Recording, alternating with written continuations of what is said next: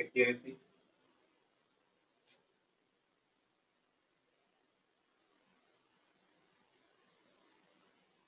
Pascal's law. Pascal's law. Suppose here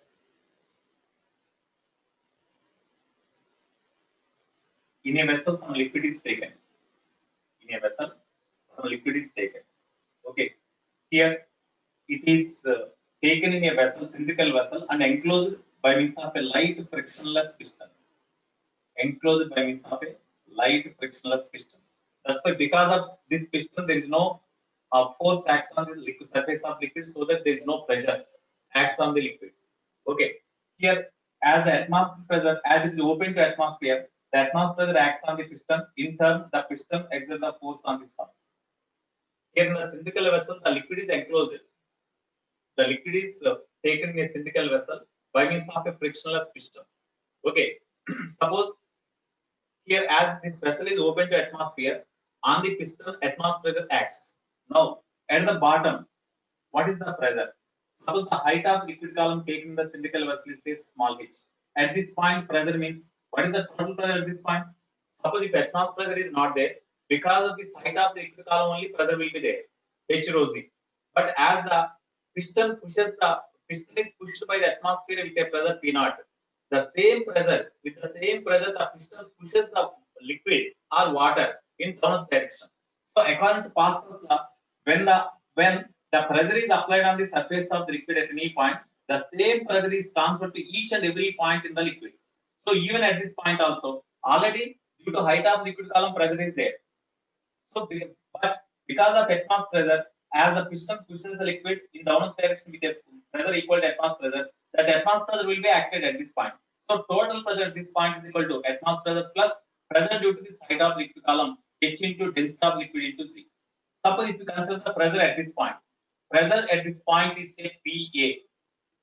So here suppose this point A, this point is at a depth say small ha from the surface of the liquid. Okay, actually, if atmospheric pressure is not there, the pressure at this point is equal to only HA into density of liquid into Z.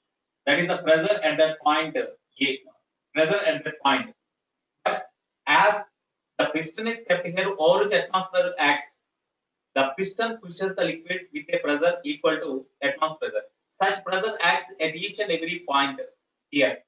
At each and every point means even at this point also the atmospheric pressure acts. That's why total pressure at this point is equal to P, P naught plus HA into rho z. It is the total pressure. Okay. So in the liquid, the pressure difference between 2 points, the pressure difference between the 2 points here and here, what is the pressure difference means? That is called gauge pressure. So gauge pressure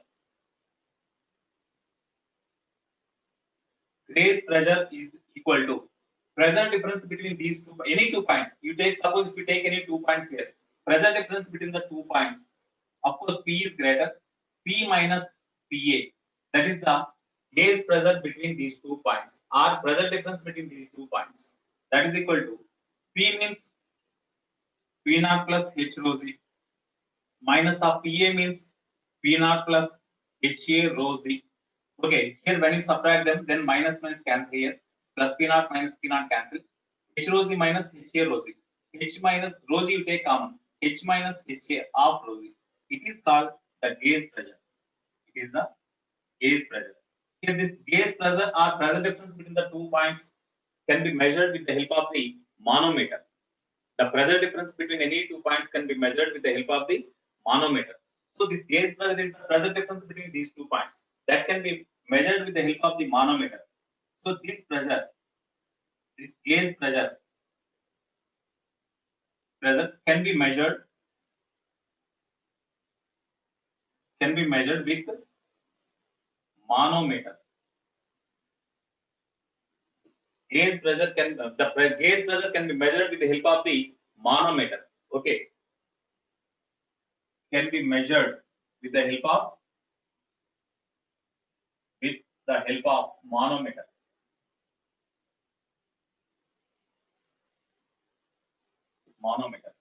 Next, what is the atmospheric pressure? Atmospheric pressure. that is represented by generally P naught.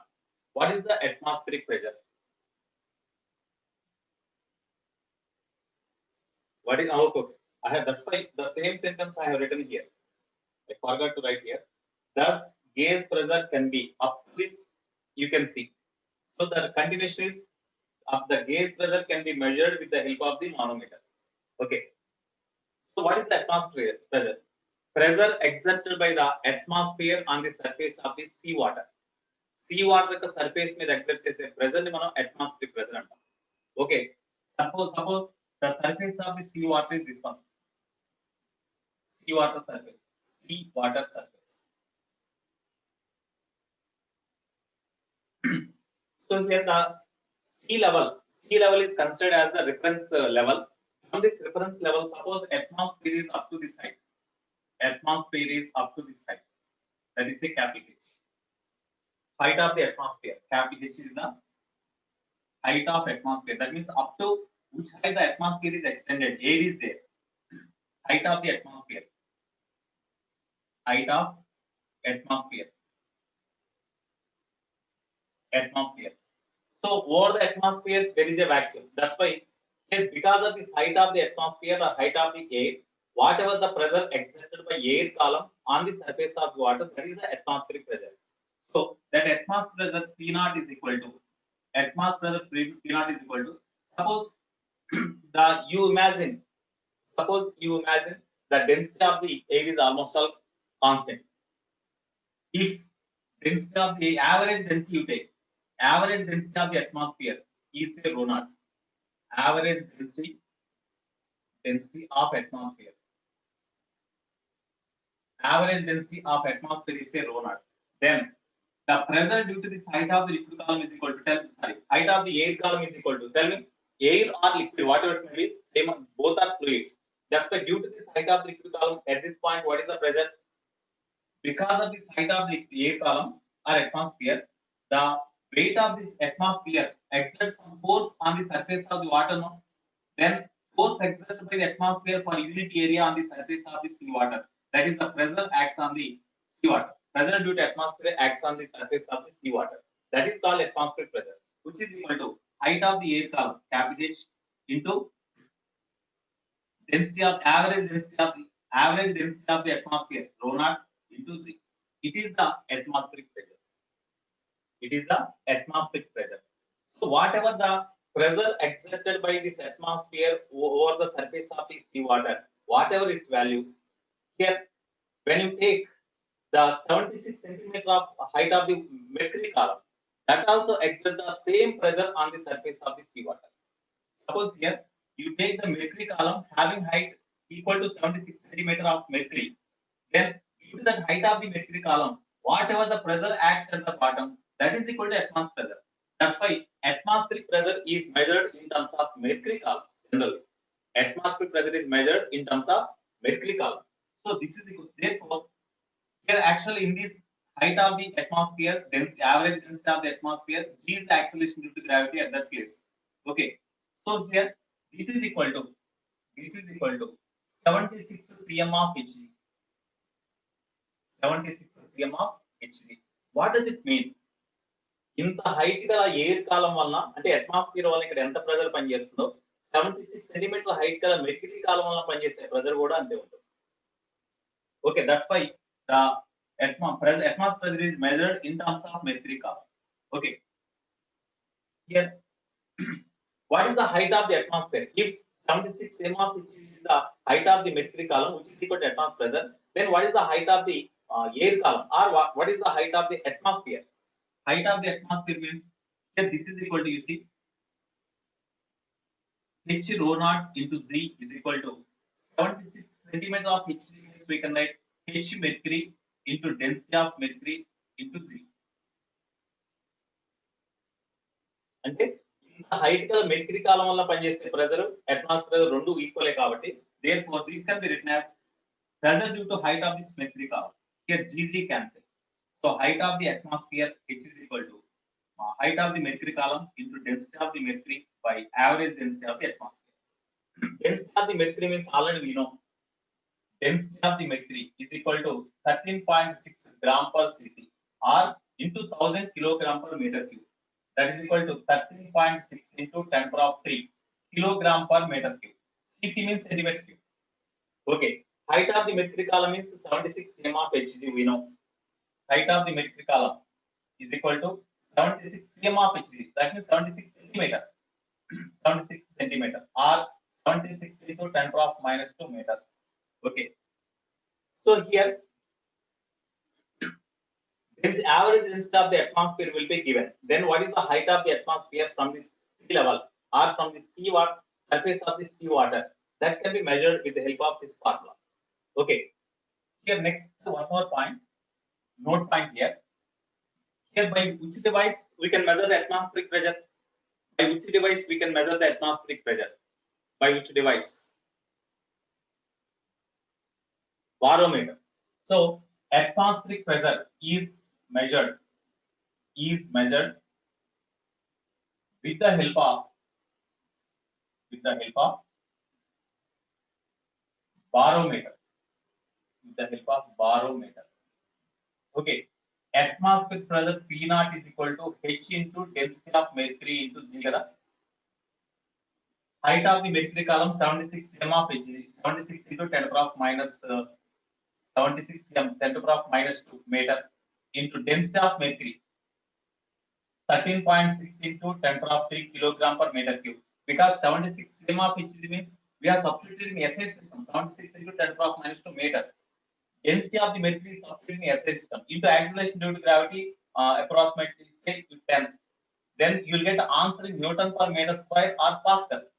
So when you simplify them, approximately you will get 1.01 into 10 to the power of 5 Newton per meter square or Pascal. This is the atmospheric pressure. So P naught is equal, therefore P naught is equal to 76 cm of Hg or 1.01 into 10 to the power of 5 Newton per meter square or Pascal. It's a very, very important one. While doing the problems, here we can sometimes, if necessary, we can take atmospheric pressure as 10 to the power of 5 Newton per meter square or Pascal for simplicity of the problem, for simple method to find the calculation in a simple way. Now and then we can take atmospheric pressure as simply 10 to the power of 5 Newton per meter square or Pascal. 1.01 can be neglected. Okay, because the 1.01 means nearly equal to 1. We can neglect that.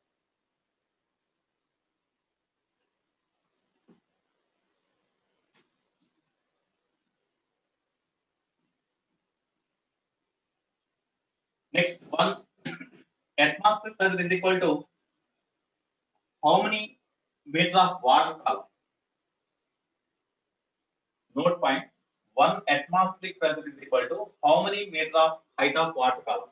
And atmospheric pressure equivalent height of the water column enta? Atmospheric pressure equivalent height of the metric column ante 76 cm of Hg. Already I said, due to height of the atmosphere, whatever the pressure exerted by the atmosphere on the surface of the sea water, the metric column of height 76 cm of Hg also exert the same pressure on the sea water. What is the height of the water column to exert the same pressure equal atmospheric pressure on the surface of the sea water? Okay, here you see atmospheric pressure P naught is equal to H rho Z. H means height of the metric column, right? Height of the metric column Hg into density of mercury into Z. Okay, this is equal to 1.01 into 10 to the power of 5 Pascal. It is the atmospheric pressure. Okay, what is the height here? Height of the metric column is that is equal to where height of the metric column that is equal to, because it is the formula for atmospheric pressure. When you measure the atmospheric pressure by means of a barometer, then it is the height of the metric column in the barometer, which is equal to 76 centimeter. Okay. Then what is the height of the water column in order to have the same atmospheric pressure? Okay, that's why here atmospheric pressure is equal to height of the water column into density of the water into Z, which is equal to height of the mercury column into density of the mercury into Z. Z cancel. Height of the water column is equal to. That means the height of the water column equivalent to atmospheric pressure is what? Okay, that is equal to, or we can do directly like this. We can do directly like this. atmospheric pressure P naught is equal to pressure due to height of the water column. That means pressure due to height of the water column is H rho Z. H means HW, height of the water column, density of the water column into Z. Okay, here this is equal to 1.01 into 10 power of 5. No, that is equal to height of the water column. We have to calculate. Density of the water is 1 gram per cc or 10 power of 3 kilogram per meter cube into Z. Okay, therefore HW is equal to, it is approximately 1.01 into 10 power of 5 by 10 power of 4. You can write now 10 power of 4, 5 cancel. Therefore, height of the water column is equal to 10.1 meter. That means approximately 10 meter. So the pressure exerted by 10 meter height of water column is same as the pressure exerted by 76 cm of Hg, which is equal to pressure exerted by the atmosphere also on the surface of the seawater. That's why at the sea level, pressure is equal to this one. At the sea level, pressure is equal to, we can write this one. In terms of mercury column, we can say 76 cm of Hg, or in terms of water column, we can say 10 meter of water column. Therefore, one atmospheric pressure is equal to 10 meter of water column, 10 meter of water column, or 76 centimeter of mercury column. That means the pressure exerted by 76 cm of Hg or 10 meter of water column is almost all equal to 1 atmospheric pressure. That is the atmospheric pressure. So, with the help of the barometer, how we can determine the atmospheric pressure? Hg means mercury symbol. Hg is the mercury symbol. Okay, Dinesh Srishan. Hg is the mercury symbol, no? Hg is the mercury symbol. Okay.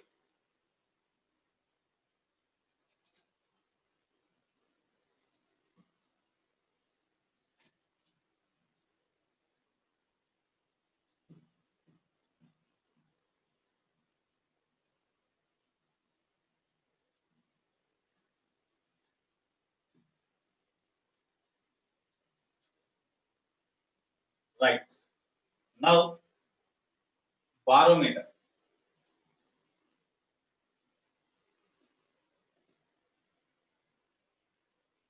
Barometer is the device used to measure the atmospheric pressure. So, barometer is the device used to measure atmospheric pressure. Okay. Here in this barometer, actually, in a beaker,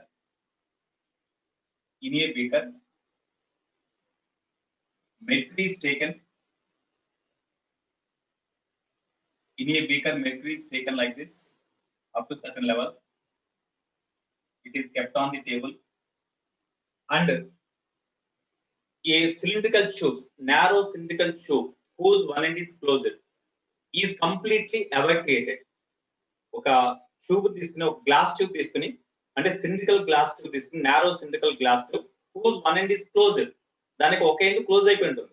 So you take a cylindrical glass tube whose one end is closed and you completely evacuate them. అంటే దాంట్లో air track ఉన్నా కూడా దాన్ని complete గా బయటకు exhaust చేసేది. ఇట్లా just you suck the air so that the total air inside the glass tube becomes evacuated.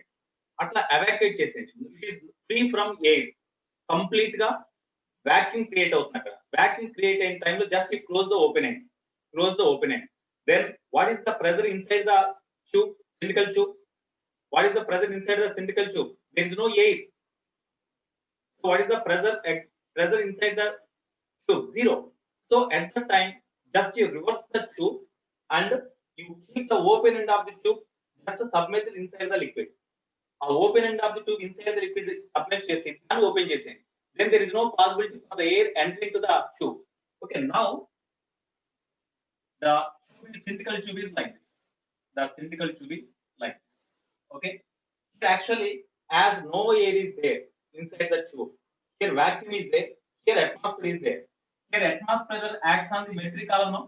Atmospheric pressure P naught acts on the mercury column here. That's why at this point, what is the pressure means atmospheric pressure. But here vacuum is there. Here low pressure is there. Here high pressure is there. Actually, Initially here though no mercury is here, because up to this it is evacuated totally and it is submerged in the liquid and it is held vertically like this, so that closed end is at the top and open end is at the bottom. As this open end is submerged in the liquid, in the mercury, there is no chance for the air to enter into the this cylindrical tube. Now, as it is evacuated tube, the atmosphere here is, the pressure is here is zero, but on the surface of the mercury outside the tube, atmosphere pressure acts. Here, so exactly at this point, you see, at this point, at the same level as that of the open end of the tube, here pressure is equal to atmosphere pressure and pressure due to mercury column. That means here some pressure is there. At this point, here as it is vacuum, here pressure at this point is zero. Whenever the pressure inside the tube is zero and pressure here is more, then the liquid flow from higher pressure to lower pressure. No? The liquid is flowing from higher pressure to lower pressure. That's why the mercury flows into this tube. The mercury flows into the tube so that the height of the mercury column gradually increases, and whenever the height of the mercury column is up to this, whenever the mercury level rises up to this, then the mercury column remains under equilibrium at this position. Mercury column remains in equilibrium at this position.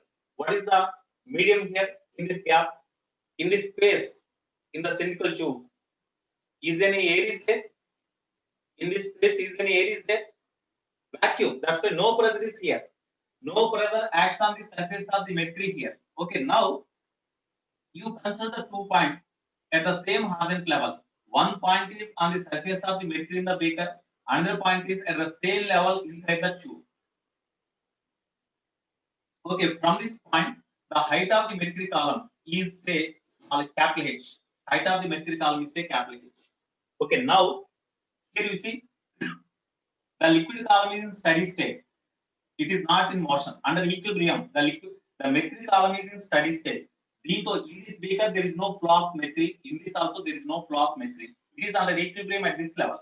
Okay, now in case of the static fluid or static mercury column here, at the same horizontal level, at all points in the same horizontal level, pressure remains same now, because the liquid is not in motion. When the liquid is not in motion or mercury is not in motion, at the same horizontal level, at all points at the same horizontal level, pressures remain same. At the point A, at the point B, pressures are same. That's why pressure at the point A is PA, pressure at the point B is PB. Pressure at point A means as it is open to atmosphere pressure acts at this point. That's why PA is equal to atmosphere pressure. What is the pressure at this point? Pressure at this point means at this point, due to height of the mercury column, pressure acts. That's why due to height of the mercury column, pressure is equal to H into density of this mercury, rho Hg into C, where H height of the mercury column. H is the height of the mercury column. Height of mercury column. Mercury Hg. Mercury column. Height of the mercury column. Okay, already atmosphere pressure we know. Atmosphere pressure is equal to 1.01 into 10 to the 5. You substitute here. Density of mercury is 13.6 gram per cc. You substitute. G is equal to 10 meter per second square. You substitute and you calculate H value. Then you will get 76 cm of H. That means the height of the mercury column in the barometer here is equal to 76 centimeter of H. So from this, if we calculate the height of the mercury column, then H is equal to 76 cm of H. That's why what is the atmosphere pressure means? What is the atmosphere pressure means? We can say in terms of mercury column also, which is equal to 76 cm of Hg or 0.6 meter of H. In such a way, generally we used to say. Okay. Next here, suppose there is a faulty barometer. Faulty barometer means because of some experimental, because of some defects in the barometer, some air leaks into the space. Some air leaks into the space in the cylindrical tube. Some air leaks into the space in the cylindrical tube. In such case, what is the pressure exerted by air on the mercury column? What is the volume of the air in the space here? Sometimes they may ask like that. In case of faulty barometer, in case that is important. In case of faulty barometer, when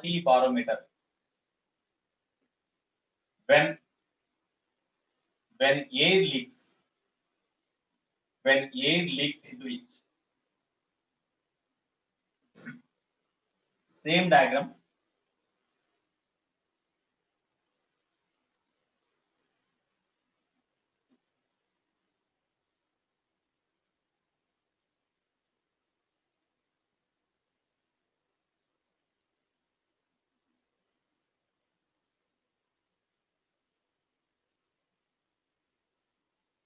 Suppose here because of faulty barometer, some air leaks into the barometer, the space in the barometer.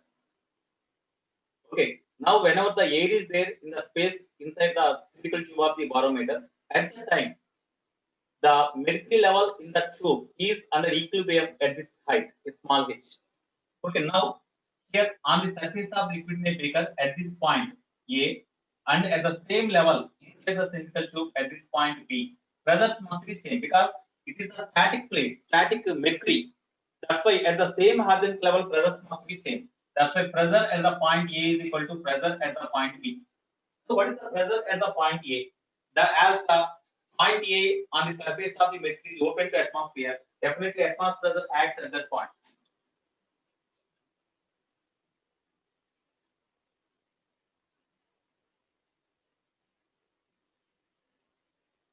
Here PA is equal to PV.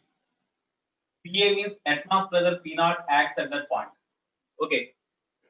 Next, pressure at B means because of height of the mercury column pressure acts, and at the same time because of air or gas pressure acts at this point. Pressure of the gas or air here, or pressure of the air is say PA, PR, PC. Okay, whatever it may be. Pressure due to gas enter into the tube. So whatever the pressure of the gas here inside the tube, that with that pressure, the gas pushes the mercury level in downwards direction. According to Pascal's law, with what pressure gas pushes the mercury level in downwards direction, the same pressure acts at this point. Due to height of the mercury column, the pressure acts at this point. So total pressure at this point is equal to pressure due to gas plus this mercury height of, because of this height of the mercury column pressure.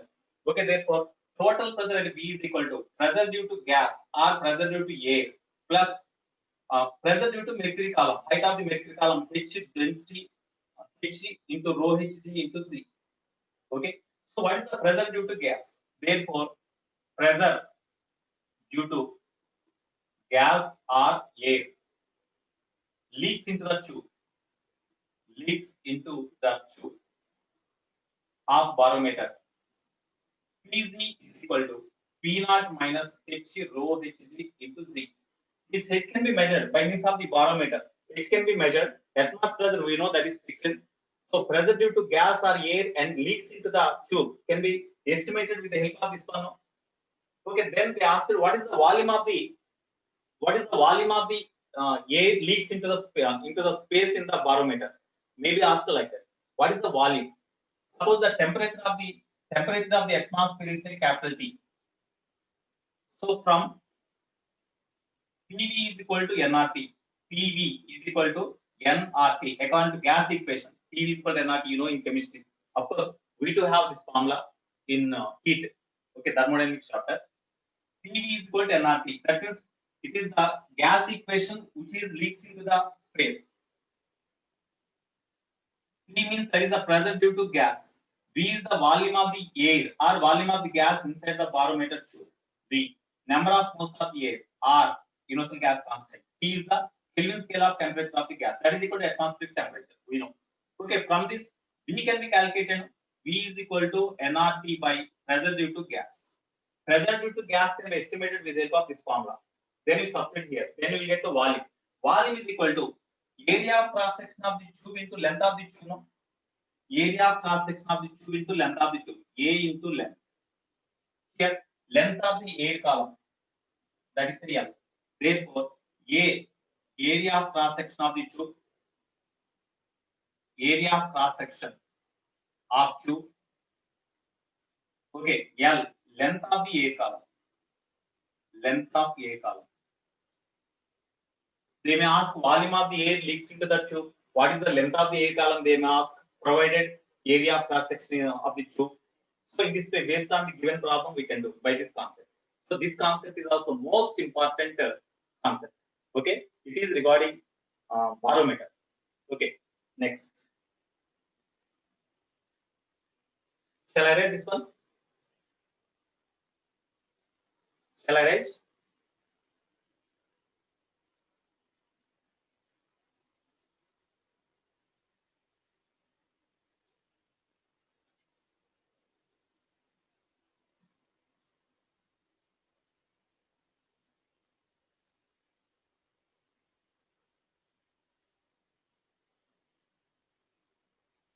Okay, Venkat, Sai, Shrikant, shall I write? Parmesh.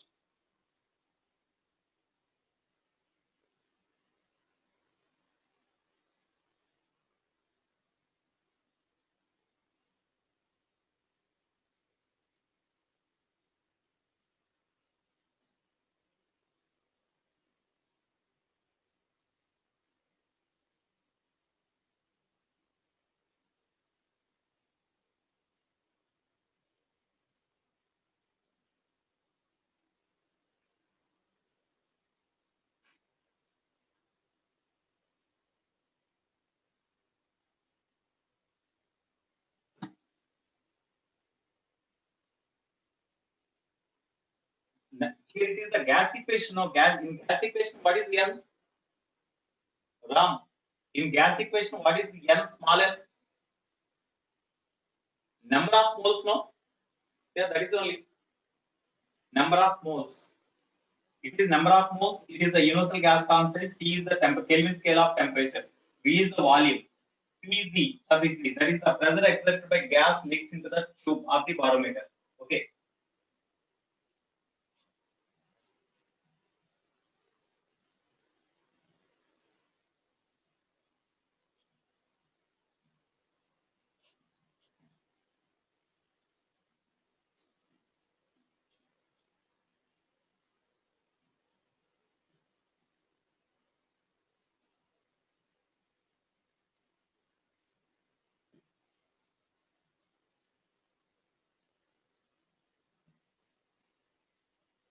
Okay. Next, actually, manometer, different types of manometers we have to discuss now.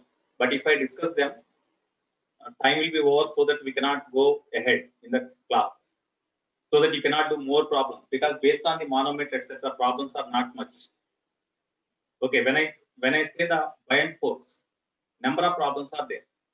Okay, I have to explain the buoyant force. Next, whenever the vessel is in motion, vessel is moving with certain acceleration, then what is the height of the liquid column in the different cases? I can discuss. That's why I will I will explain the buoyant force. Okay, definitely paper I will explain. I am ready to explain. So first I will explain the concepts here, so that you can do the problems in evening. In the evening. Usmaka. Here, buoyant force or buoyancy. Buoyant force or simply buoyancy.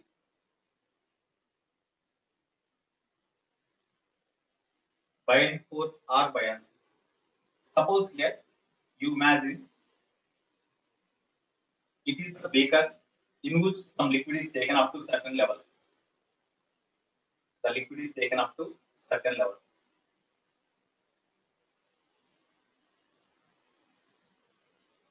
So the liquid is taken up to certain level. Here, the liquid taken here is under equilibrium. There is no motion. There is no flow of the liquid. It is stationary.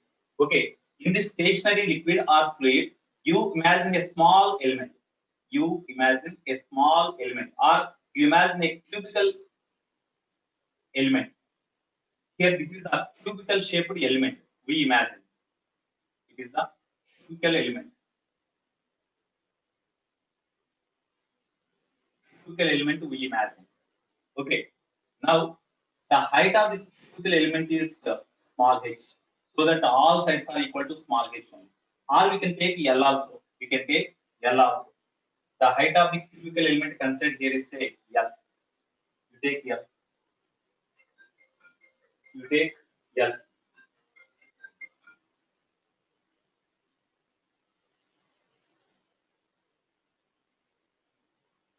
The height of the cubical element is equal to L.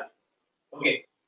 From the surface of liquid in a beaker, this upper surface of the element considered here is at a distance say h1, and the bottom of the element is at a distance or at a depth equal to say h2. So now the upper point of the cubical element here is say A, the bottom point is say B. At point here on the surface of the liquid in a beaker, atmospheric pressure acts now. On the surface of liquid in a beaker, atmospheric pressure acts. So what is the total pressure at the point A? What is the total pressure at the point A? At the point A, pressure A, PA is equal to, tell me, what is the total pressure at the point A here? What is the total pressure at the point A?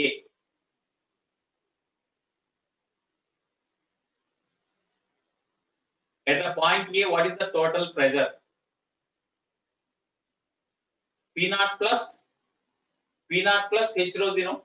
So P naught, because as according to Pascal's law, whenever the atmosphere pressure acts on the surface of liquid, the same pressure acts at this point, and at the same time, due to height, due to the depth of the liquid column, pressure acts. That's why total pressure at this point is equal to atmospheric pressure plus H1 into density of this liquid is a rho into C. Next, at the bottom of the cubical element, what is the pressure?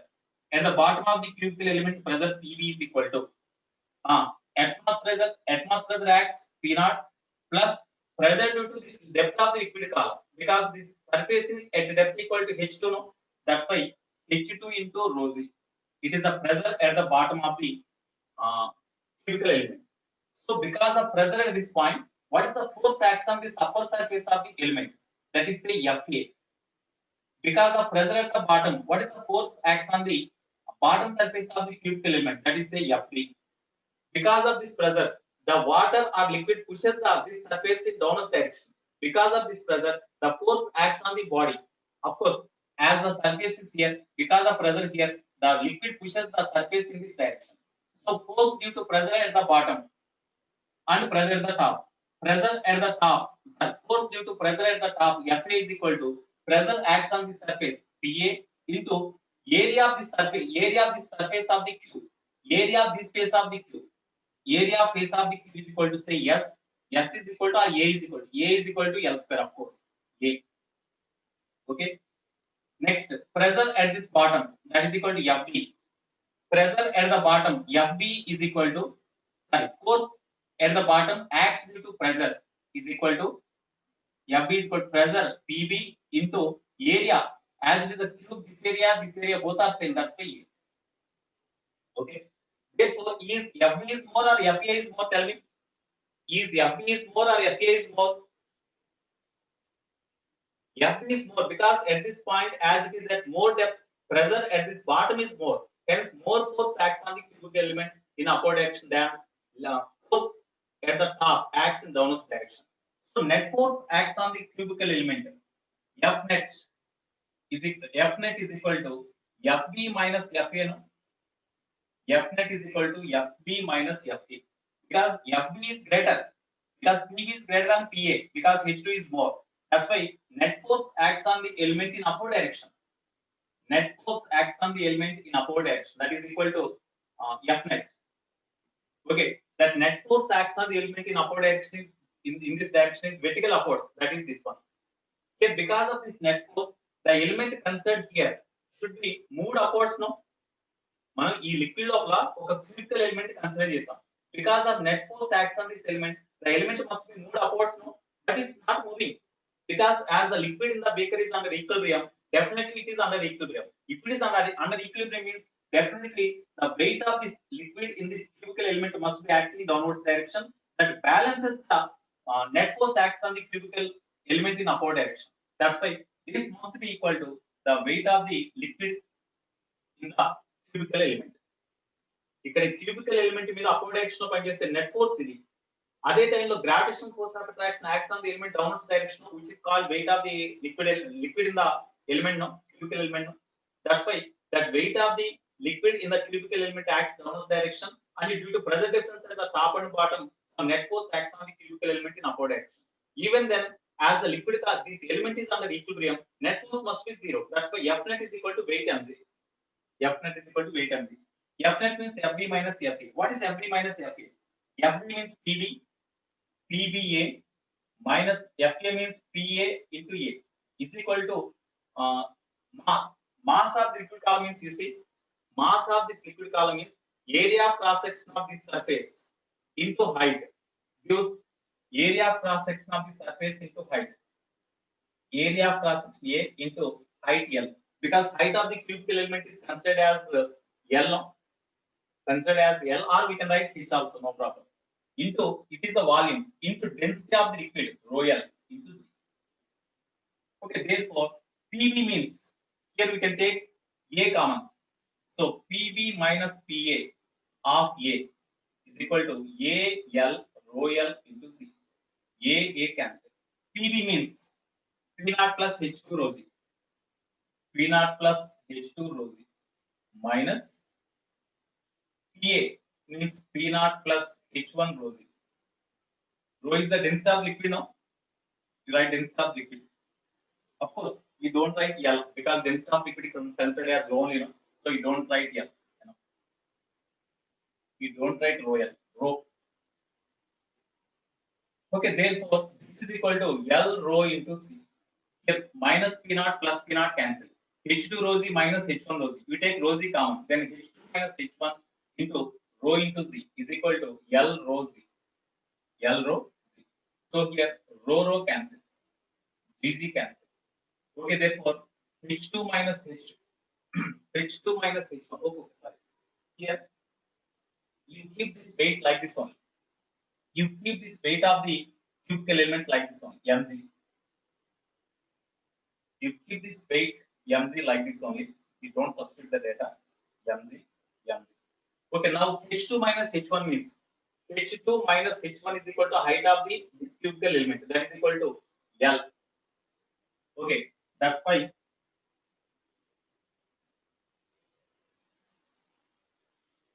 it is rho into Z. Okay, this is equal to, therefore weight of this liquid column, weight of the element considered, weight of element W is equal to mg, which is equal to h2 minus h1 means L into rho into G. L rho Z. No, something we missed here. A is there no already. A is not cancelled when you write mg as it is. So you don't cancel A also. You keep like this one.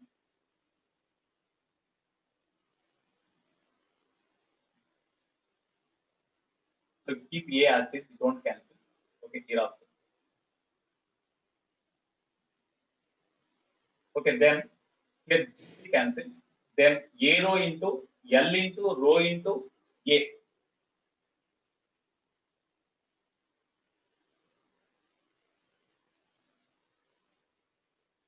G you don't cancel here. G also you keep like this. Okay. Right, easy. Here G is there. So weight of the element mg is equal to rho ZA into h2 minus h1 is equal to height of the element. So height of the element, yeah, this is equal to L into A, area cross section of this space into length gives volume of this element. Of course, as the cubical element we can write LQ also. I am writing in general. Area of cross section to length gives volume of the element into density into Z, where volume of element is equal to V. Okay, so therefore weight of the element, weight of element W is equal to this, that is equal to M into Z. Okay, so here in a liquid, suppose if the weight of the element is mg, then on this element, because of pressure difference at the top and bottom, a net force equivalent to V rho Z acts. What is V? Volume of the element into rho means density. Volume into density gives mass of the element. No, volume into density gives mass of the element. Mass of the element means the liquid. So mass of the liquid into Z, weight of the liquid. So that's why here here it is equal to here it is equal to net force acts on the body or no. Weight of the body is equal to net force acts on the cubical element. That's why net force is equal to weight, that is equal to mg, which is equal to V rho Z. So because of pressure difference at the top and bottom, the net force acts on the element in upward direction, which is equal to V rho Z. Of course, that is equal to weight of the liquid element here. Okay. So net force acts on the cubical element due to pressure difference at the top and bottom is equal to volume of the element. Element means liquid actually. Volume of the liquid in this place in the space of the element into density of the liquid. See, here we can interpret this as in another way, no? Here, whatever the volume of the cubical element, that amount of volume of the cubical element is capital V. Okay, rho is the density of liquid, G is the acceleration due to gravity. Suppose here on the cubical element because of pressure difference at the top and bottom, this is the net force acts on the element in upward direction. Am I right? Because of pressure difference at the top and bottom, the net force acts on the element in upward direction is equal to V rho Z, where V means volume of the liquid displaced from this place. Whatever the volume of the element here, that amount of volume can be displaced now. So you imagine like that. So whatever the, because it is volume of the element only, volume of the liquid element only. Okay, that's why here V means volume of the liquid in this place. Suppose if you keep any body here, that amount of volume of the liquid is displaced now. That's why V is the volume of the liquid displaced, rho is the density of liquid displaced, into G is the acceleration due to gravity. That is the net force acts on the body in upward direction due to pressure difference at the top and bottom. Such force is called the buoyant force. Such force is called buoyant force or simply buoyancy. Therefore, buoyant force FB is equal to V rho into C, where V volume of liquid displaced, rho density of liquid, of course G we know. This is very, very important. This is very, very important. Whenever the body is submerged in a liquid, in such case, because of pressure difference of the body at the top and bottom, what is the force acts on the body in upward direction means that is equal to V volume of the liquid displaced by the body into density of liquid displaced into C. That is the buoyant force acts on the body. Of course, in this case, buoyant force is equal to weight of the liquid because this element is also made of the same liquid only. That's why buoyant force acts on this element is equal to weight of the element. That's why it is under equilibrium. Okay, if any other body is here, then buoyant force acts in upward direction and weight of the body is in downward direction. Okay, this is the buoyant force. So buoyant force means the vertical force acts on the body in upward direction due to pressure difference at the top and bottom. That is called the buoyant force. So here, how we can define the buoyant force means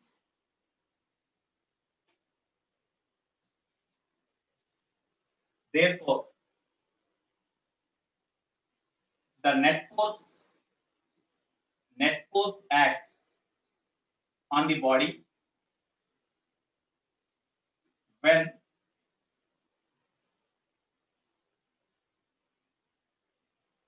the body is fully submerged or partially due to pressure difference at the top and bottom is called buoyant force.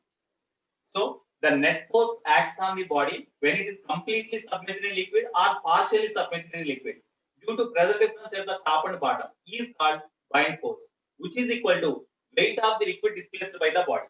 So it is equal to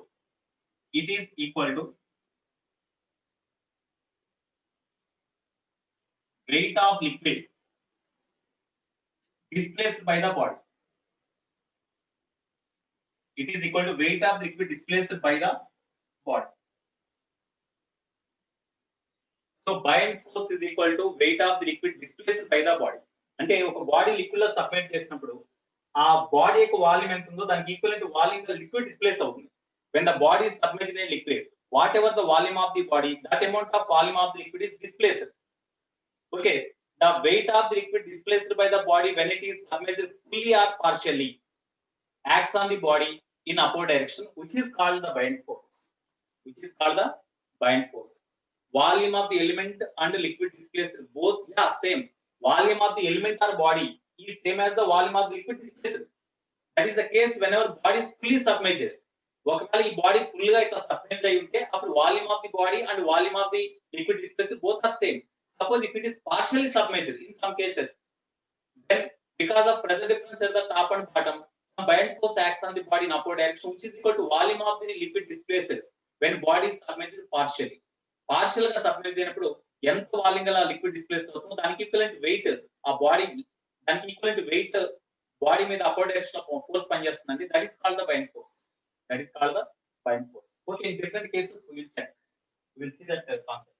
Applications.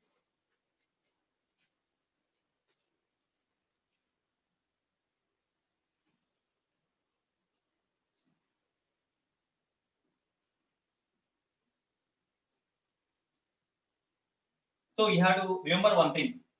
When the body is submerged fully or partially in a liquid, then what is the buoyant force means? The weight of liquid displaced by the body when it is fully submerged or partially submerged in a liquid is equal to buoyant force acts on a body. That buoyant force is because of pressure difference at the top and bottom. That is important. So some applications we have to see. Note points. Applications are note points of this. First one.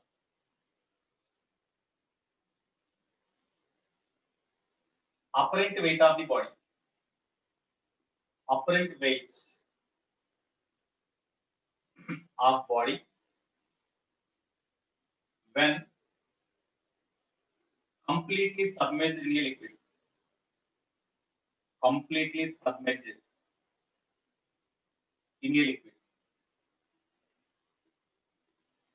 This is first one. Suppose here this is one body, whatever the shape, no problem. It may be spherical shape, cubical shape, rectangle, parallelepiped, whatever it may be, cylindrical shape, whatever the shape of the body, submerged in a liquid. Here, when one body is kept on the surface of liquid, because of more density of the body is submerged in a liquid. Whenever the body is completely submerged in a liquid, at that time, whenever the body is completely submerged in a liquid, okay, in such case, what are the forces acts on the body? One, buoyant force acts on the body in upward direction, and weight of the body acts vertically downward direction. Along sidewise, no net force acts on the body. Along sidewise direction, as it is vertically, as these two sides are vertical, then at every point here, suppose at this point you take the pressure at this point and the pressure at the symmetry point on the opposite face of the body, both are equal. That's why whatever the force exerted by this pressure on this body in this direction, force exerted by this at this point on this body in this direction, both are equal. Similarly, at each and every point, they are balanced. That's why no net force acts on the body along horizontal direction. Only because of pressure difference at the top and bottom only, the buoyant force always acts on the body vertically upward direction. Suppose the body is under equilibrium at this place. The body is under equilibrium at this place. Whenever the body is under equilibrium at this place, in this case, what is the condition? Whenever the body is in the equilibrium at certain depth here, in this case, what is the relation between buoyant force and weight? As the buoyant force acts on the body upwards and weight in downward direction, along vertical direction, as it is under equilibrium, there is no motion, then definitely buoyant force must be balanced by weight. That's why weight of the body is equal to buoyant force under equilibrium. Under equilibrium. Okay. So they may ask what is the mass of the body? They may ask. So mg is equal to buoyant force means, suppose the volume of the body is capital V, say volume of the body is capital V. Okay, then whenever this body is completely submerged in a liquid, then whatever the volume of the body, that amount of volume of the liquid is displaced by the body now. So volume of the liquid displaced is equal to V into density of liquid displaced is rho L. Density of liquid is rho L. It is the mass of the liquid displaced into C, weight of liquid displaced. So Gc cancel. Then mass of the body is equal to V into rho L. V is the volume of the body or volume of the liquid displaced. Rho L is the density of the liquid. So it is the mass of the body submerged in a liquid. Okay. In this case, what is the apparent weight of the body? Suppose it is not under equilibrium. if it is not under equilibrium. In such case, under equilibrium, this is the case. Under equilibrium, this is the case. This is the case under equilibrium. Under equilibrium, in this case, mg, fb both are equal. Then m is equal to v into rho l. Suppose when body is fully submerged, and it is not under equilibrium. It is not under equilibrium. As the body is fully submerged means definitely, as the body is fully submerged in a liquid means definitely the density of body greater than density of the liquid. Then only it is submerged in a liquid. Otherwise, there is no possibility. If the density of the body is less than the density of the liquid, then the body is submerged partially, but not totally. But as it is submerged totally, when you kept over the surface of the liquid, if it is submerged totally means definitely the density of the body is greater than density of the liquid. Then only it is submerged like this. Okay. So here, in this case, when the body is fully submerged and it is not under equilibrium, when it is not under equilibrium, what are the forces acts on the body? Here, weight of the body acts vertically downward direction, and buoyant force acts on the body in vertically upward direction. So, what is the net weight of the body? Net weight of the body is equal to that is called apparent weight of the body. Net weight or apparent weight of the body. Apparent weight. Apparent weight W dash is equal to mg minus rb. That is the apparent weight of the body. So whenever the body is completely submerged in a liquid, because of buoyant force, actual weight of the body is mg only. But whenever the body is completely submerged in a liquid, because of buoyant force, the weight of the body seems to be decreased. So apparent weight of the body is less than the actual weight of the body. Because of this reason only, when we completely submerged in a water, we feel our weight decrease. We are in floating condition. Because buoyant force acts on our body. Whatever the volume of our body, that amount of force, whatever the volume of our body, that amount of what is displaced by the body when we submerge in water, the equivalent weight acts on our body vertical upwards as the buoyant force. Weight of our body acts downwards direction. So what is the net weight acts on our body in downwards direction means mg minus fb. That is the net weight of our body. That is always less because mg minus fb is there. Okay. What is that net weight or apparent weight? Apparent weight is equal to mg minus fb means buoyant force. Buoyant force is equal to volume of weight of the liquid displaced by the body.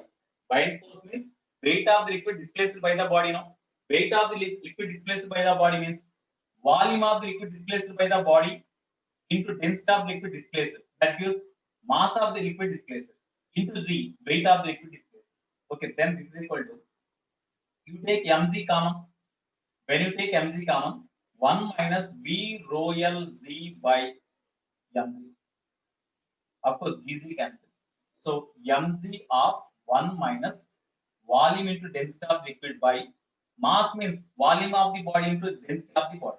Vv cancel. So mg into 1 minus density of liquid by density of the body. It is the apparent weight of the body. I think in Newton's laws of motion, while doing one or two problems, we use this concept. In Newton's laws of motion, I said like this only. Here we proved them how buoyant force acts. In that case, in Newton's laws of motion, I said directly. Okay. So apparent weight of the body or weight of the body when body is completely submerged in a liquid is equal to mg of 1 minus density of liquid by density of the body. Okay. When Fa and Fb are equal, buoyant force and actual force. Buoyant force and actual force are equal means in this case only.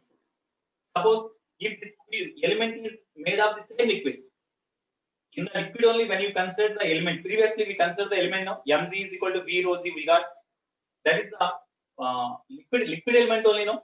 In such case, the weight of liquid balances the buoyant force acts on the liquid. That's why that is under equilibrium. That element is under equilibrium inside the liquid. Okay. So it is the apparent weight of the body. So based on this concept, they asked the problems also. So we have to discuss the next point in this.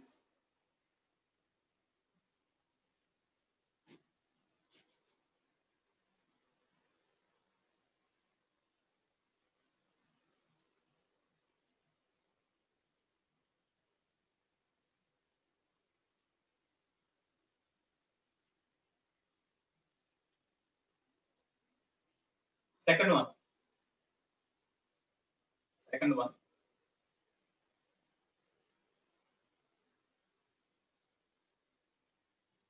Suppose in a beaker,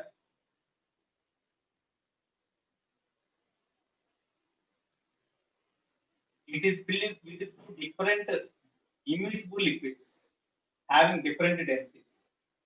Immiscible liquids having different densities.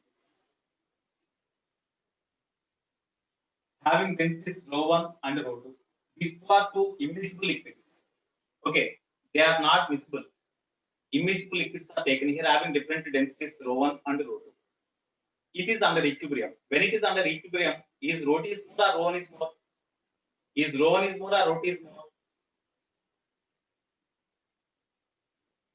The liquids having more density settled at the bottom. That's why definitely rho 1 greater than rho 2. Okay.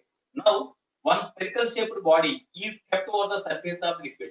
Then the spherical shaped body submerges in the liquid, and whenever it reaches the interface of the two liquids, it is the interface of the two liquids. Interface of two liquids.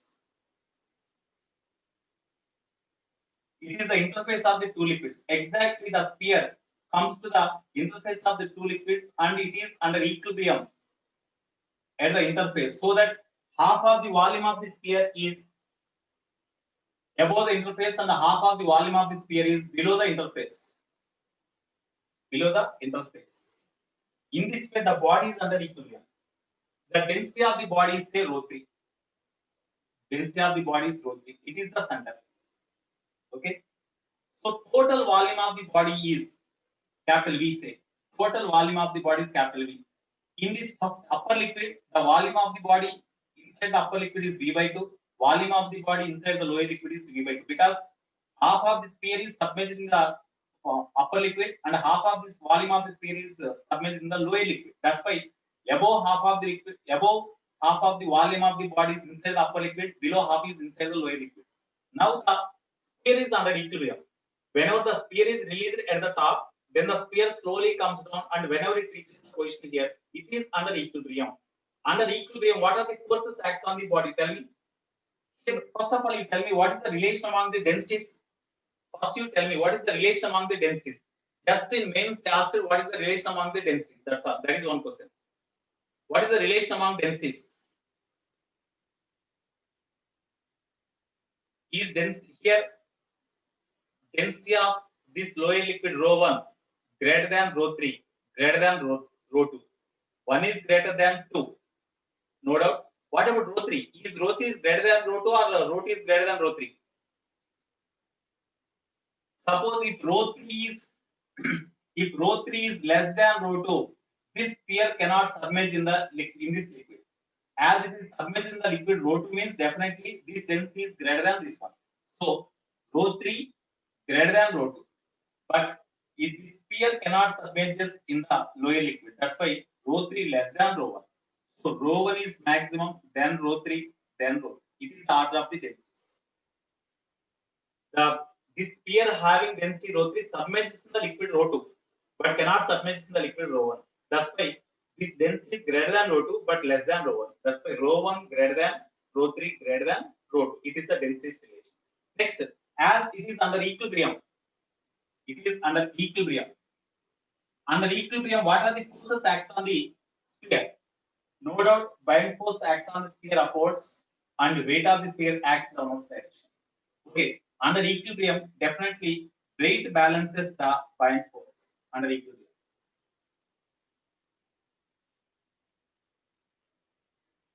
Under equilibrium, weight balances the buoyant force. Okay, so weight mg is equal to what is the buoyant force? You see, suppose this upper part volume is say V2. Upper part is okay. This lower part volume is say V1. This upper part is say V2. Okay. Now you see, buoyant force means whenever the sphere is submerged in a liquid, half of the volume of the sphere is inside the lower liquid. That's why half of volume of the lower liquid is displaced. No? Due to this half of the volume of the sphere, that amount of volume of the water, first water, this lower water is displaced. That's why the equivalent weight acts on the sphere in upward direction as the buoyant force. That's why due to this lower liquid, what is the buoyant force means? half of the volume of liquid into density of liquid displaced into Z. Because half part of this volume of the sphere is inside the first liquid. That's why volume of the first liquid displaced by the sphere is equal to V1 into density of this first liquid displaced into Z. It is the weight of the first liquid displaced by the sphere plus similarly weight of the here weight of the upper part of the liquid displaced by the sphere, that is equal to volume of the upper liquid displaced by the sphere V2 into density of the liquid displaced ρ2 into Z. It is the buoyant force acts on sphere in upward direction due to upper liquid, due to lower liquid, due to upper liquid. Okay. So total buoyant force acts on the sphere in upward direction is equal to buoyant force due to lower liquid, buoyant force due to upper liquid. Sum of these two is the total buoyant force acts on the sphere in upward direction. In this way, you have to do. Okay. So this is equal to, of course, as I said, V by 2, we can substitute here. We can simplify them, you will get answer. Okay. They may ask what is the mass of the body. They may ask what is the density of the body. They may ask. Here we see density of the body is rho 3. Volume is V. That's why volume into density of the body rho B. Rho 3 is equal to rho B. So rho B is into Z is equal to volume of the sphere submerged in the lower liquid is equal to, of course, as half of the volume is inside the lower liquid means we can write V by 2. Suppose if any other value is given, we have to write that value. So here V by 2 into density of the lower liquid, V by 2 into density of the upper liquid into C. So here in all terms, Vz can be cancelled. Vz can be cancelled. That implies D can be cancelled, V can be cancelled. So remaining is rho V is equal to V can be cancelled. Rho 1 plus rho 2 by 2 you will get. They may ask like this also. The densities of the two liquids are here rho 1, rho 2. When the sphere is kept on the surface of liquid, it submerges under equilibrium at the interface so that half of the volume is in upper liquid and half of the volume is in lower liquid. Then what is the density of the body? If density of the first two liquids are rho 1, rho 2, they may ask like that. So density of the body is equal to rho 1 plus rho 2 by 2. In this way you have to do. Okay. Next.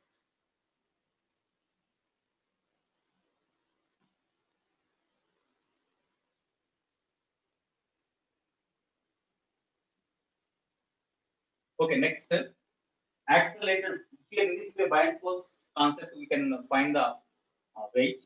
Next, here it is the liquid. One sphere is suspended by means of a string from the rigid support. One sphere is suspended by means of a string from the rigid support. Here density of this liquid. Density of this liquid is rho 1. Density of the body is rho 2. Rho 2 greater than rho 1. Rho 2 greater than rho 1. Definitely, as rho 2 is greater than rho 1, the sphere submerges in the liquid totally. But it comes to the bottom. But as it is suspended by means of a string and it is prevented to comes down, definitely some tension is developed. What is the tension in the string? So tension in the string is upwards. So whenever the body is under equilibrium, what are the forces acts on the sphere? One, weight of the sphere acts vertically downwards direction. Buoyant force acts on the sphere upwards because it is submerged in a liquid totally. And at the same time, tension acts on the sphere upwards. As it is under equilibrium, definitely sum of the forces acts on the body in upward direction is equal to sum of the force acts on the body in downward direction. Okay. Therefore, tension is equal to tension T is equal to weight minus buoyant force. Therefore, tension is equal to here already density of liquid is rho L, density of the body rho T is equal to say rho B. Then mg minus fb means previously we got no mg weight minus buoyant force is equal to apparent weight of the body. I said okay, that's why directly we can write mg minus fb. Mg minus fb you do by substituting the data, or just now we derived. In first case we derived apparent weight of the body when submerged in a liquid, we derived no, that is equal to mg of 1 minus density of liquid by density of the body. Density of liquid by density of the body. We can write specific gravities also. Suppose if you are given the specific gravity of the liquid, specific gravity of the body, then this can also be written as mg of 1 minus specific gravity of the liquid by specific gravity of the body. Because since specific gravity of the liquid is equal to density of the liquid by density of the water, specific gravity of the body is equal to density of the body by density of the water. Then you divide these two. then rho L by rho B is equal to KL by KB. Rho L by rho B can be written as in terms of specific gravity we can write now KL by KB. Like this also we can write. So this is the tensionless string. Tensionless string is equal to this one. Okay. In this way we have to do.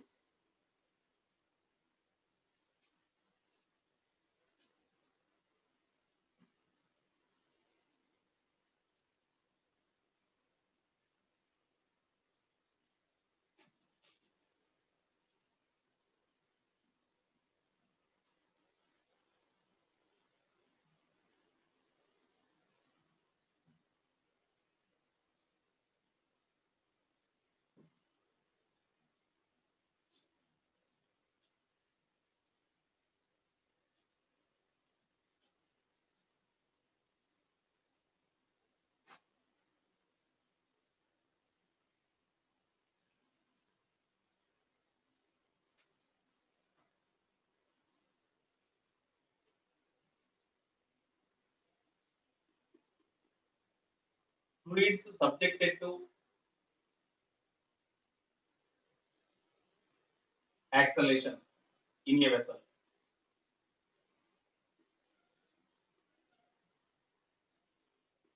Actually, fluids are not in motion, but fluids are when fluids are taken in a vessel and the vessel is made to accelerate. In such case, suppose here you see, in first case,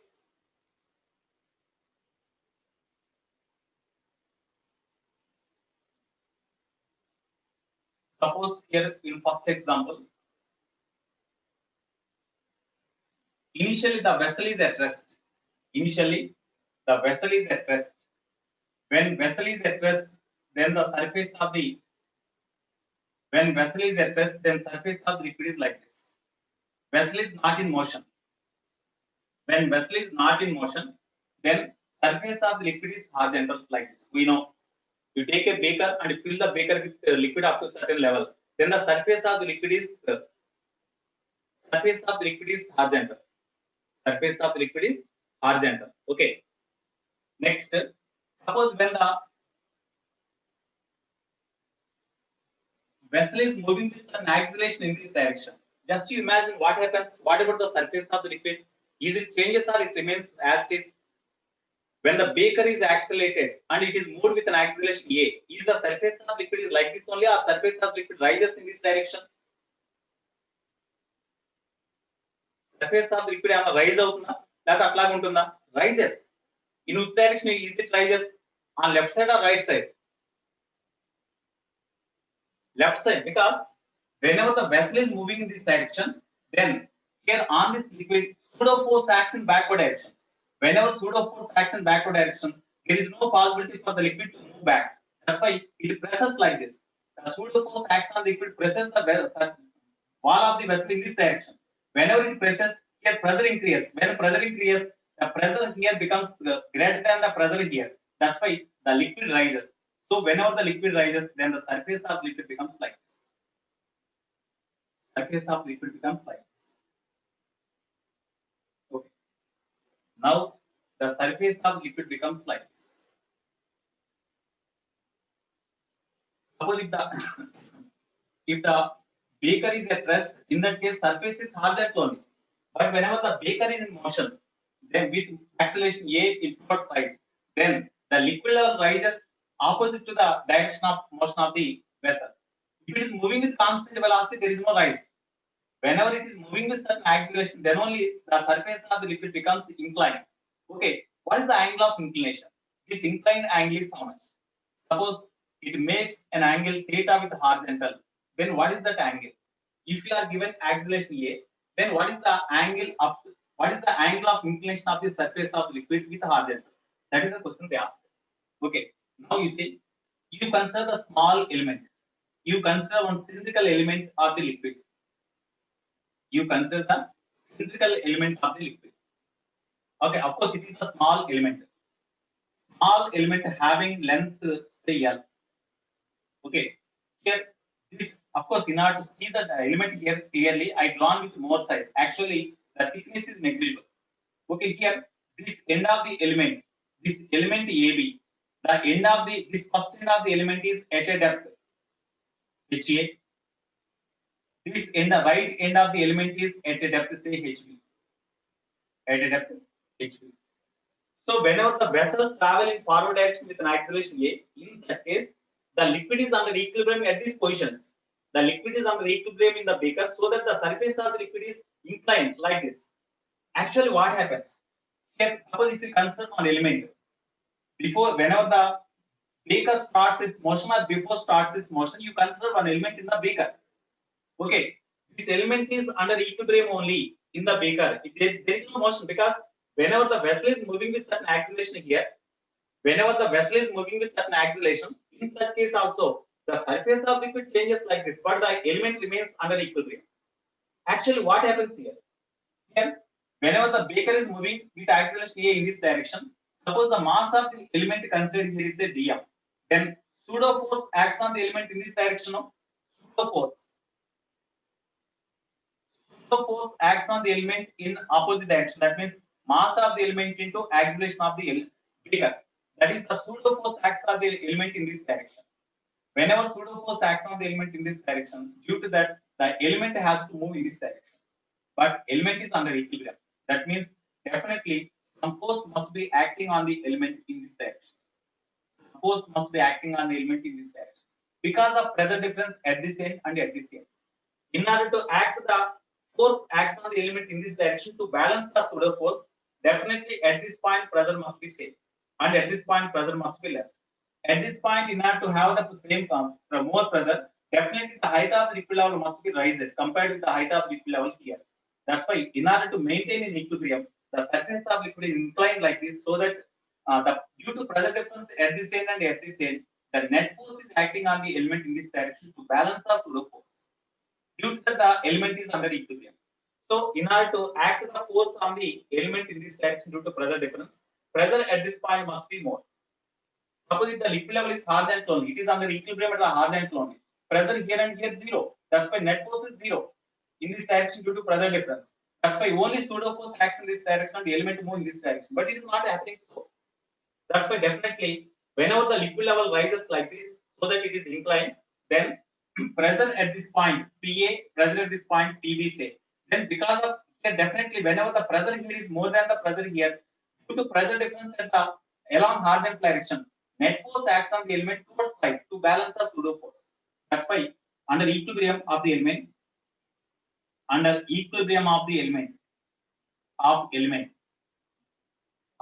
net force acts on the element towards right must be equal to pseudo force acts on the element dm into acceleration.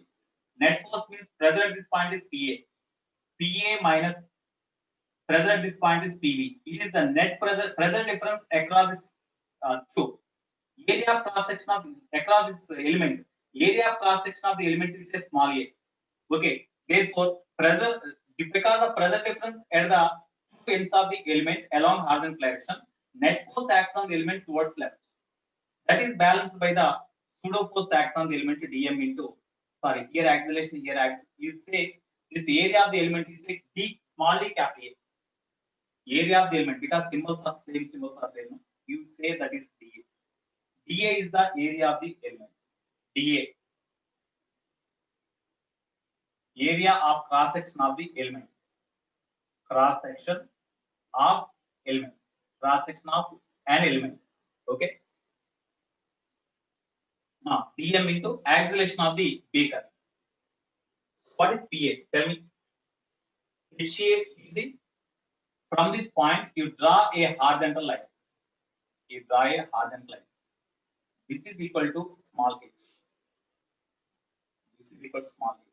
So in the diagram, from the diagram here, HA minus HB is equal to small h. And the E height the difference of small h. Okay.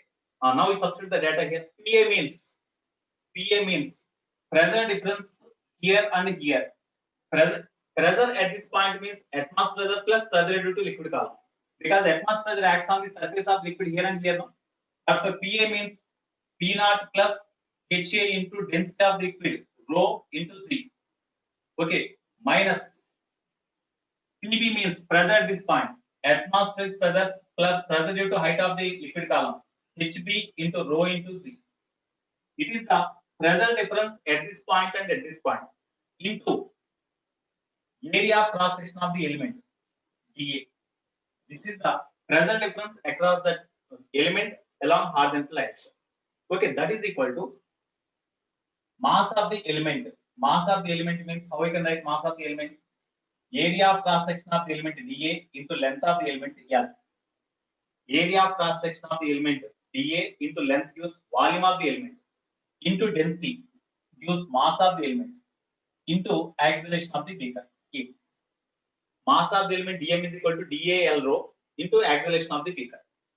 Okay, here dA cancel. Then here is P0 cancel. So you take rho z common, then HA minus HB of rho z is equal to rho L into A. Here rho cancel. Okay, HA minus HB is equal to small h. No? HA minus HB is equal to small h. That's why small h into z is equal to A by AL by AL by z.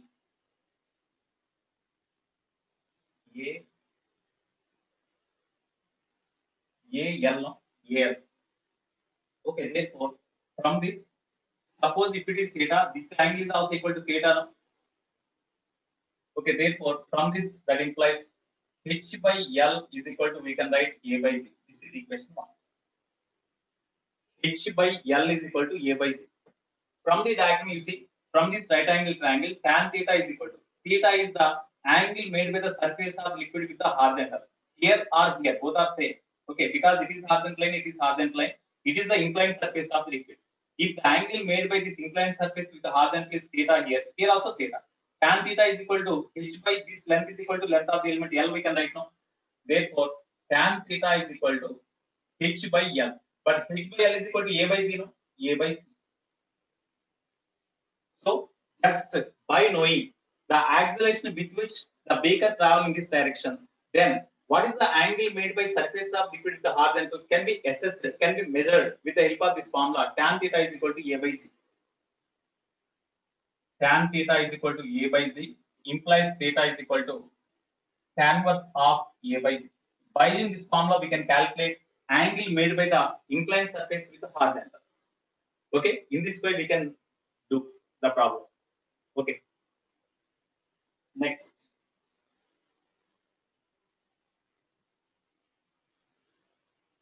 Next, one more. Second one. Shall I erase? Paper discussion. Paper discussion. మనకి ఇక్కడ concepts అయితే కానీ మీ problem చేయడానికి కుదరదు. చెప్తా paper discussion already మొత్తం చూసి already completed.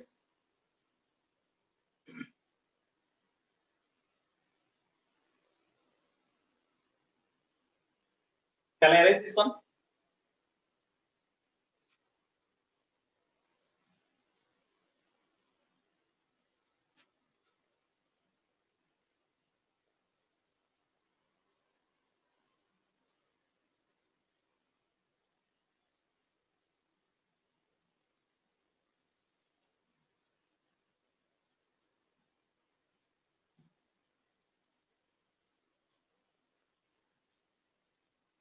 Second one. Suppose there is a U-shaped tube. There is a U-shaped tube.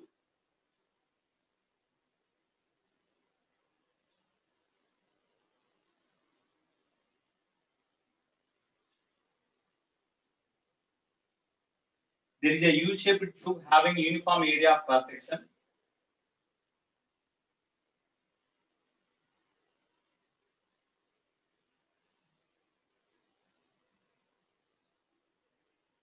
It is the U-shaped tube. Okay. Here in the this is one vertical limb, this is another vertical limb. These are the two vertical limbs. Okay.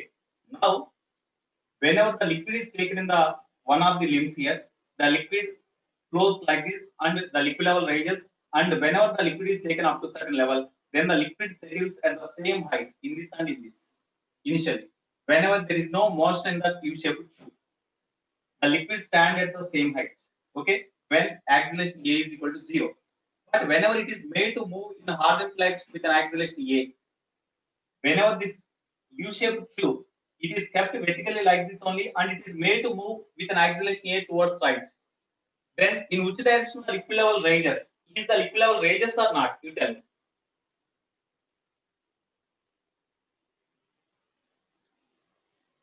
Not rises.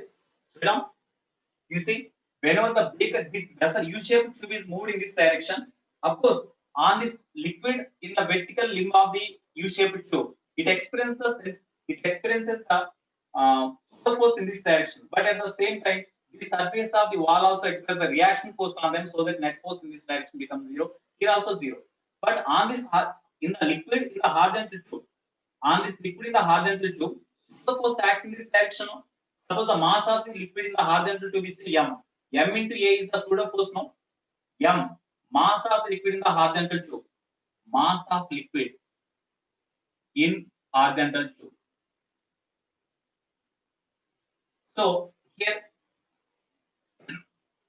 suppose the length of the horizontal tube is say L. Then on this liquid in the horizontal tube, pseudo force acts in this direction. To balance the pseudo force here, to balance the pseudo force here, because the liquid can move freely in this direction. That's why whenever the pseudo force acts in this direction, the liquid pushes this wall this direction with certain force. The liquid pushes the wall in this direction with certain force. So the velocity of the water decreases here. Then immediately pressure increases. When pressure increases, the liquid level rises in this direction. So liquid level rises up to certain height here. Whenever the liquid level rises here, then the liquid level falls through the same height. ఇక్కడ ఎంత height అయితే పైకి rise ఉంది ఇక్కడ అంత height కిందకి fall అవుతుంది. Therefore, the liquid level is under equilibrium at these heights, at these different heights.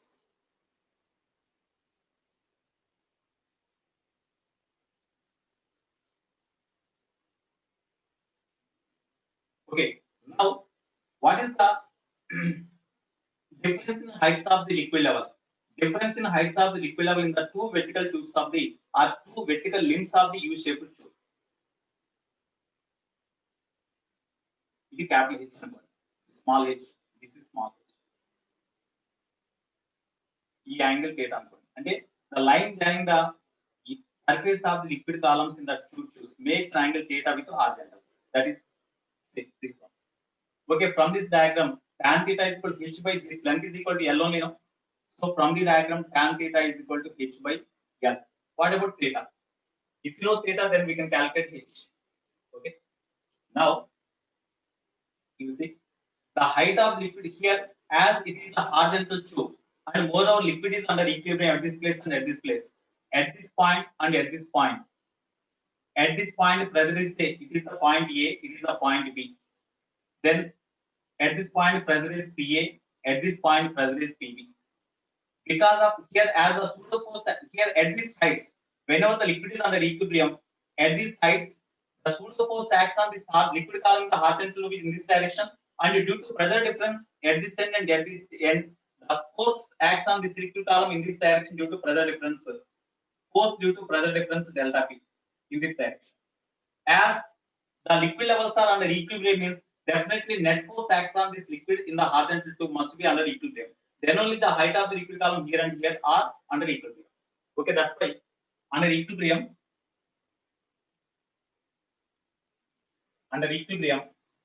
net force is zero on liquid column in horizontal tube. Liquid column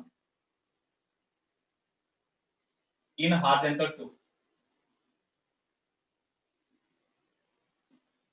Okay. So here pseudo force acts on the liquid column is equal to force due to pressure difference acts on the liquid column. Force due to pressure difference acts on the liquid column in the horizontal tube towards right, and pseudo force acts on the liquid column in the horizontal tube towards left. These two are equal in magnitude. At the time, the liquid level is under equilibrium. There is no further rise of the liquid column. Okay. What is the force due to pressure difference here and here? Suppose the height of liquid column here is say h1. Here height of the liquid column is say h2. Then pressure at this point.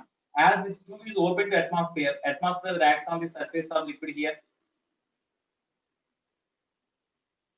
Atmosphere acts on the surface of liquid here also. So pressure difference at this, okay. At first, pressure at this point Pressure difference across these two is PA minus PV, because definitely PA greater than PV. Then only because of pressure difference, net force acts on the liquid column in the horizontal tube acts towards side because of more pressure here. Otherwise, there is no possibility. That's why PA minus PV is the pressure difference into area of cross section of the tube. Area of cross section of the tube is say S. S is the area of cross section because A is there no area of cross section of tube. Okay. It is the pressure difference in the area of cross section because net force acts on the liquid column in the horizontal tube towards right. That is equal to mass of liquid column in the horizontal tube into acceleration. Mass of liquid column in the horizontal tube means area of cross section to length of liquid column gives volume into density of liquid column gives mass into acceleration. PA means P naught plus H1 into density of liquid into C. ఇక్కడ ఒకటే కదా కాబట్టి P1 means P naught plus H rho C. H means H1 into density of liquid into C minus PB means P naught plus H2 into rho C. Keep in brackets. Here SS cancel. That is equal to L into rho into A. So here P naught cancel. H1 minus H2 into rho Z is equal to L rho A. Here rho cancel. Okay. Therefore, H1 minus H1 minus H2 is equal to small h. So we can write small h is equal to L into A. Implies H by L is equal to whatever the previous formula we got. Here also we got the same. From the diagram, tan theta is equal to opposite H by adjacent means that is equal to length of the liquid column in horizontal tube. H by L that is equal to A by C. Generally, acceleration of the U-shaped tube will be given. Then what is the difference in heights of the liquid column? They may ask. In such case, H by L is equal to A by Z. A will be given, Z will be given, L will be given. Then what is the difference in heights of the liquid column at which the liquid columns are under equilibrium? Means H they may ask. So by using this formula we can calculate. By using that formula we can calculate. Okay. Next.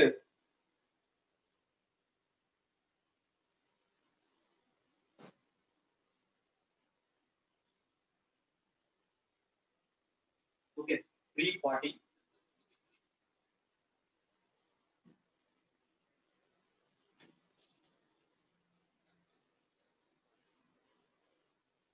So in this way you can do.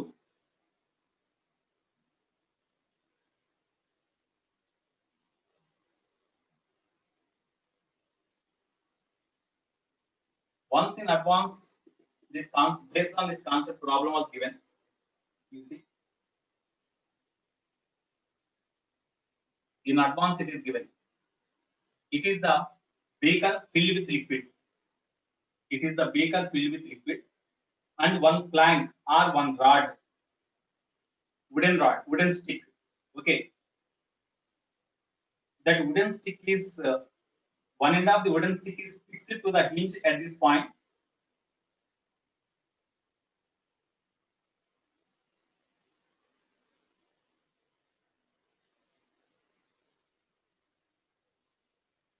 Uniform wooden stick. It is the uniform wooden stick or plank. Here,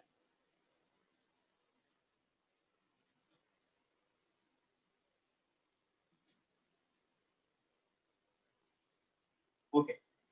So one plank or wooden stick, uniform wooden stick or plank. Of course, diagram is not uniform, but it is the uniform plank, uniform rod or plank. You can imagine. Uniform rod or plank is kept at fixed at one end by means of a hinge, frictionless hinge, so that this plank can rotate in vertical plane like this. Okay, now it is filled with liquid up to certain level. Actually, whenever no liquid is there, then this plank settle or rest over the edge of the beaker. But whenever it is filled with liquid up to certain height, then the plank raises and it is under equilibrium at certain position like this. It is not rest over the edge of the beaker. So whenever it is under equilibrium, the angle made by the plank with vertical is say theta. Here we can take this as theta, this as theta. Okay, you take this as theta. With horizontal, the plank makes an angle theta and it is under equilibrium at this position. Here, the liquid is up to this one. Okay, this is O, this is A, this is a B. Length of the total length of the plank is a L. The length of the entire plank. Length of plank is given as OA, which is equal to L.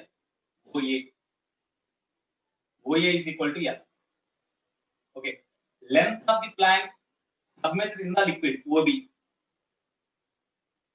Length of plank, of course, the base information will be given like that. Length of plank inside the liquid, is equal to say Li. Length of the plank inside the liquid is say Li. Okay. Now, what are the forces acts on the plank? Tell me. What are the forces acts on the plank? What are the forces acts on the plank? No, whenever liquid is not there, it fall on the one end of the beaker. But whenever it is liquid is taken in the beaker, it is filled with the liquid, then the plank slightly rises like this and it is under equilibrium at this position. Whenever it is under equilibrium, angle made by the plank with the horizontal is theta. Now, whenever it is under equilibrium, what are the force acts on the plank? Tell me. Suppose this is plank is up to this only. The plank is up to this like this. It is OA. Okay. Length of the plank is equal to L. This length is L. Now tell me. What are the forces? No doubt. Weight of the plank acts vertically downwards direction. Weight of the plank means as it is a uniform plank, exactly center of mass or center of gravity lies exactly at the midpoint. At this point. So weight of the plank acts vertically downwards direction. Mg. Where M is the mass of the plank. M. Mass of plank. So weight of the plank acts vertically downwards direction. Next, what are the other force acts on the plank? Tell me. Yeah. Bind force acts on the plank. Bind force acts on the plank upwards. You see? Bind force acts on the plank upwards. Always vertical upwards. Bind force acts on the plank means this part of the plank only submerged in a liquid. This part of the plank only submerged in a liquid. Okay, that's why the length of the plank submerged in a liquid is L1 now. Length of the plank submerged in a liquid is equal to Li. This is equal to Li. Okay, therefore, the bind force acts on the plank in upward direction because this length of the plank is submerged means whatever the volume of this much length of the plank, that amount of volume of liquid is displaced. That's why equivalent weight of the liquid displaced acts on the plank as the bind force. At which point the bind force acts? Here, exactly at the midpoint of the length of the plank submerged in a liquid. Liquid లో submerge అయిన Planck ఇది దానికి length Li. Exactly mid point అంటే ఈ length లో mid point అంటే ఇదే కదా. Exactly at the midpoint, the bind force acts on the plank upwards. The bind force acts on the plank upwards. Okay, these are the two forces acts on the plank. One is upwards, one is downwards. Even then, it is under equilibrium means here we see at the hinge. Whenever this plank try to move upwards, the hinge exerts the reaction force on the plank in downwards direction. So totally in downwards direction, normal reaction and Mg acts in downwards direction and Fb acts in upward direction. It is under equilibrium means N plus Mg is equal to Fb. That is 1 point. Normal reaction or reaction force. N plus Mg is equal to Fb. That is 1. Next, about the hinge, as there is no rotation of the plank, as it is under equilibrium, torque due to bind force try to turn the plank in anti-clockwise direction. Torque due to weight try to turn the plank in clockwise direction. That's why net torque is 0 as it is under equilibrium. So about O, tau net is equal to 0. Tau net means torque due to bind force Fb is equal to torque due to weight Mg. Okay, torque due to bind force means you see, torque due to bind force means bind force Fb into bind force into perpendicular distance of bind force from the hinge. That means this is the perpendicular distance. What about this length? As the bind force acts exactly at the midpoint of the length of the plank submerged, that is Li. This is equal to Li by 2, no? Li by 2. So this is Li by 2. This length is equal to Li by 2 cos theta. That's why bind force into Li by 2 into cos theta. That is the perpendicular distance of the bind force from the hinge. This is the perpendicular distance, that is Li by 2 cos theta into bind force. That is equal to weight mg into weight of the plank mg into weight ki no ee hinge ki madhya perpendicular distance ee length kada. This is equal to length of the plank by 2. That means L by 2. Okay, their component in this direction is equal to, this is L by 2. Their component means this, that is equal to L by 2 cos theta, no? So here L by 2 cos theta. Cos theta cancel. So bind force into Li is equal to 2 to cancel. Mg into L. What is the bind force? Bind force means area of cross section of the plank, you say A in this direction. In this direction, area of cross section of the plank in this direction say A into length of the plank. Area of cross section into length of the plank submeasure is equal to Li. You see, in this direction, the plank is like this. Suppose if book is like this, suppose this is a plank. The plank is like this. So, area of cross section of the plank is this one. Area of cross section is this one. Area of cross section into length of the plank submeasure means this one, Li. Area of cross section to length gives volume of the plank submeasure, no? So that area of cross section to length of the plank submeasure is equal to volume of the plank submeasure in the liquid, which is equal to volume of the liquid displaced into density of liquid displaced gives mass of the liquid displaced into Z, weight of the liquid displaced. That is the bind force into Li is equal to mass of the body, mass of the plank. Mass of the plank means area of cross section of the plank. Area of cross section A. A is the area of cross section of the plank. Area of cross section of plank into total length of the plank is L. OA is equal to L, we have written. Area of cross section length gives volume of the plank into density of the plank. Rho P gives mass into Z into L. So here AZ cancel. So rho Li square is equal to rho P into L square. Rho P into L square. Okay. What is the length of the plank submeasure means? By using this formula, we can calculate. Li is equal to, okay, L into rho P by rho. We can write. This is one formula. Or in other words, from the diagram, you take tan theta. Tan theta is equal to, how we can write in terms of theta? How we can write in terms of theta? Okay, based on the given data, we can, based on the data given, suppose if you are given Li, suppose the height of liquid taken here is, say, H is given. Height of liquid in the beaker is H is given, like this. Then this is equal to Li, this is equal to H. Then sin theta is equal to H by Li, no? Sin theta is equal to H by Li. So, therefore, instead of Li, we can write that is equal to, Li is equal to H by sin theta, we can write H by sin theta. Li can be written as H by sin theta. So, based on the given information, we have to write the formulas. It was asked once in advance.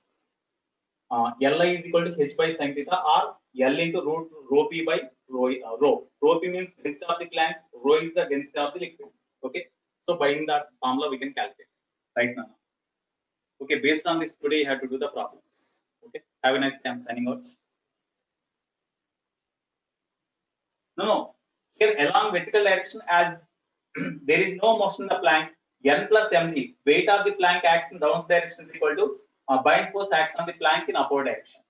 Suppose if you are given weight of the plank and bind force, then what is the normal reaction exerted by the hinge on the plank? If they ask, in such case, we can write like this. N is the, if N is normal reaction exerted by hinge on plank, then this one we can write. If they ask force exerted by the hinge on the plank, if they ask, then we can use this formula. Okay, right. Okay, Nana, have a nice day. I'm signing out.